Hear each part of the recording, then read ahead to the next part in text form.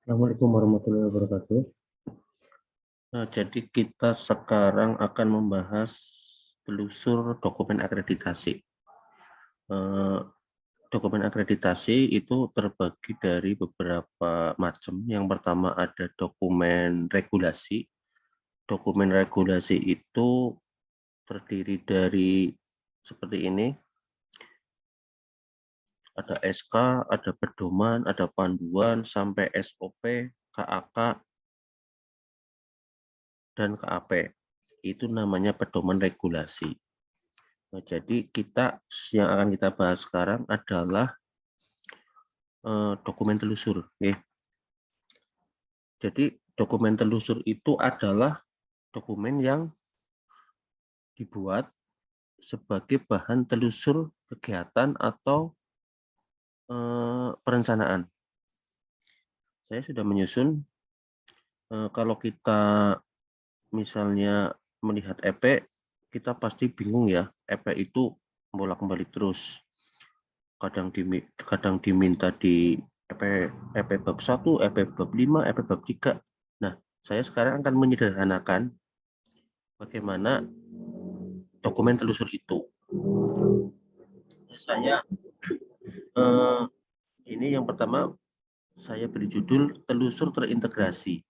Artinya, telusur terintegrasi itu adalah dokumen telusur yang kita buat dan dokumen itu diminta oleh banyak EP atau beberapa EP atau 2 EP. Jadi dengan menggarap satu dokumen, beberapa EP sudah terpenuhi. Sebenarnya dari versi 9 bab juga sama untuk dokumen telusur seperti itu. Kayak dokumen di bab 1 diminta di bab 4. Terus ada yang diminta di bab 9 juga ada, dan lain-lain. Kita menggunakan versi yang 5 bab, itu untuk versi 5 bab yang 2021, kita urutkan saja untuk dokumen telusur, itu adalah dari dokumen yang paling pokok. Paling pokok dimaksud adalah dokumen yang paling tinggi, dokumen awal. Dokumen awal dari sebuah kegiatan puskesmas. Yang saya jelaskan, yaitu yang pertama adalah, dokumen telusur yang pertama adalah Renstra atau rencana strategis. Itu diminta di bab 1. Kemudian setelah ada Renstra, kemudian kita menyusun PTP atau perencanaan tingkat puskesmas yang di dalamnya itu mencakup kegiatan umum dan administrasi, UKM, UKP, PISPK, dan Germas. Ini bentuknya perencanaan, ya. Jadi ada dokumen PTP. Dokumen PTP itu isinya yaitu perencanaan tingkat puskesmas yang di dalamnya ada RUK dan ada RPK. Dan di dalam dokumen PTP itu tersusun yang pertama itu adalah ada hasil identifikasi kebutuhan, analisis PISPK dan PKP. Itu bagian pertama dari dokumen PTP adalah itu, identifikasi kebutuhan dan analisanya, kemudian ada PISPK, dan kemudian ada PKP. Itu dasar dalam menentukan perencanaan kegiatan puskesmas. Nah, dari hasil identifikasi ini, itu diminta di beberapa EP. Itu diantaranya ada EP 114 dan EP 154. Kemudian di bab 2 juga diminta 211 sampai 211.3. Jadi dengan menyusun hasil identifikasi ini, kita sudah menyelesaikan 2 EP di bab 1 dan 3 EP di bab 2. Berarti sudah ada 5 EP yang diselesaikan. Kemudian bagian PTP yang selanjutnya adalah RUK. RUK itu rencana usulan kegiatan, itu diminta di EP 114, 164, 1614, kemudian di bab 2 itu diminta di bab 2114 sampai 21.21 Kemudian di bab 4 juga diminta, ini banyak sekali EP, dari 4.1 sampai 4.5 EP2. Itu ada 5 EP di bab 4. Kemudian RPK. RPK juga hampir sama, itu diminta di 11.5, kemudian 211, 41 sampai 41.45 EP2 sampai 551, 55221. RPK ini diminta oleh hampir semua bab nih. Jadi ketika kita menyelesaikan RPK dengan lengkap, itu otomatis EP dari ini terpenuhi. Kemudian RPK bulanan itu diminta di bab 116, kemudian di bab 2, 2132, kemudian ini di bab 4 ini banyak sekali. Ada 41 dan 45 EP3, 42, 44 EP6, dan ada 4315. Kemudian RPK revisi ini diminta di diminta di bab 1 dan seterusnya 21 ini. Kemudian jadwal kegiatan. Jadi jadwal kegiatan itu disusun berdasarkan RPK. Dari RPK bulanan disusun jadwal kegiatan secara lengkap. Dari mulai kegiatan UKM, UKP, Germas, Pispeka, dan lain-lain. Ini diminta di EP ini 122, ini, dan ini. Kemudian logmin, ini juga diminta di bab 1, bab 2, bab ini. Ini rincian EP-nya yang minta, pengawasan dan pengendalian, bab 1, bab 2. Kemudian indikator penilaian kinerja, itu ada penetapan, ada monitoring evaluasi, ada validasi data, dan kejiban. Jadi ketika kita menyelesaikan indikator penilaian, yaitu di dalamnya ada indikator kinerja, indikator mutu, indikator keselamatan, dan indikator pencegahan infeksi,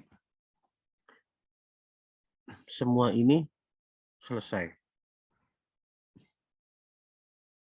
Di dalam ini ada monitoring, evaluasi, dan tindak lanjut setiap bisa 2 bulan sekali, 3 bulan, atau setengah tahun sekali, atau setiap bulan sekali juga bisa. Kemudian yang berikutnya dokumen PKP, itu diminta evaluasi indikator kinerja, mutu, dan PPI. Ini adalah dokumen PKP. Ini diminta di EP ini, dan ini. Kemudian MFK, manajemen fasilitas, dokumen MFK, ini seperti ini. Dari manajemen resiko, itu diminta di bab 1 dan bab 5. Ini EP-nya banyak sekali. K3 dan keselamatan di bab 1 dan bab 3. PPI di bab 1, 4 ada, di 5, 5, 3 ada. Sarana prasarana, bab 1, bab 4, bab 5. Diklat dan simulasi, ini untuk kegiatan diklat kita kumpulkan saja. Bab 1 dan bab 5, kemudian pelaporan, bab 1, bab 2, dan bab 4. Kemudian untuk dokumen Pispeka juga bermacam-macam ya. Di situ juga bolak-balik. Jadi kalau kita sudah menyusun dokumennya seperti ini, yang pertama kita susun kunjungan dan intervensi awal, otomatis EP ini terpenuhi, kita menyusun perhitungan IKS dan pemetaan masalah dan analisis, EP ini juga terpenuhi, kemudian rencana pelaksanaan dan intervensi ini terpenuhi, perbaikan intervensi lanjutan, evaluasi dan tindak lanjut perbaikan, serta pemutakhiran data ini terpenuhi. Jadi ketika kita menyusun 4 ini, otomatis EP tentang Pispeka selesai.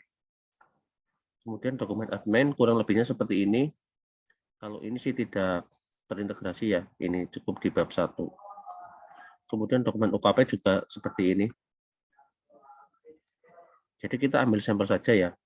Contoh misalnya untuk RUK. RUK itu dibutuhkan yang pertama adalah di bab 11.4. Kita lihat bab 11.4.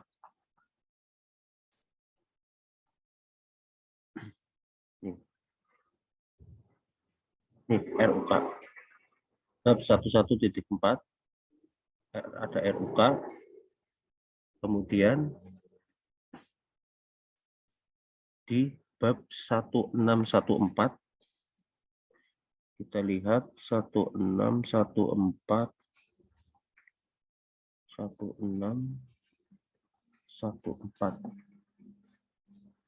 ini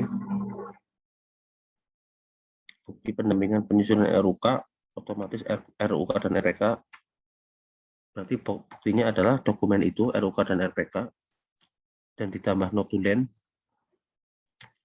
Kemudian kita lihat di bab 2114. Apakah ada RUK 2114 ini? Ada RUK. Kemudian di bab 4145 sampai 45 EP2. Ini dokumennya RUK semua. 41 dan kalau ini ada 2. Di EP2 bab 4 itu ada RUK dan RPK. Ini ada di bab ada di EP2, ini jadi 1. Kita lihat apakah di bab di EP2-nya ada. Ini seperti ini.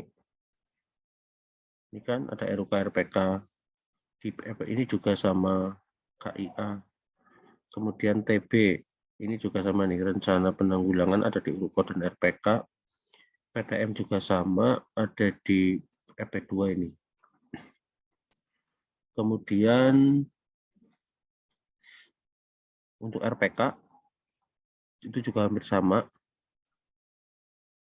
Di bab 115 ada nih, 115 11.5 RPK.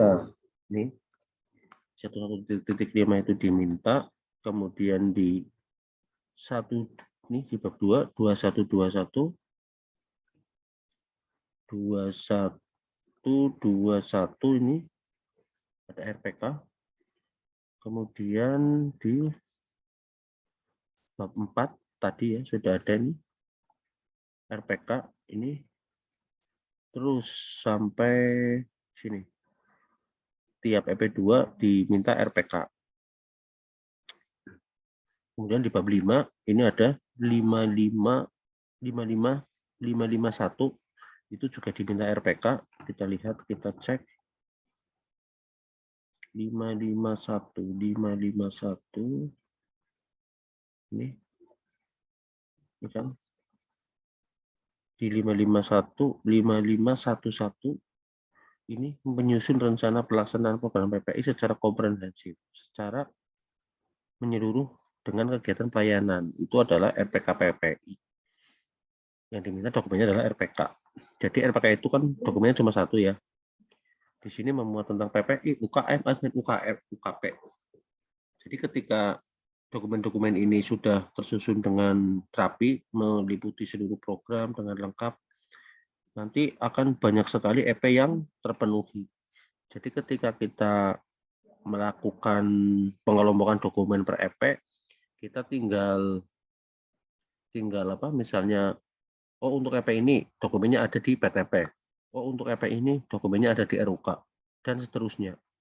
Jadi kita tidak bingung dalam penyusunan telusur dokumen, tidak bolak-balik terus. Ya, mungkin untuk video tentang dokumen terintegrasi seperti itu, semoga mudah dipahami oleh teman-teman semua. Sekian dari saya. Wassalamualaikum warahmatullahi wabarakatuh.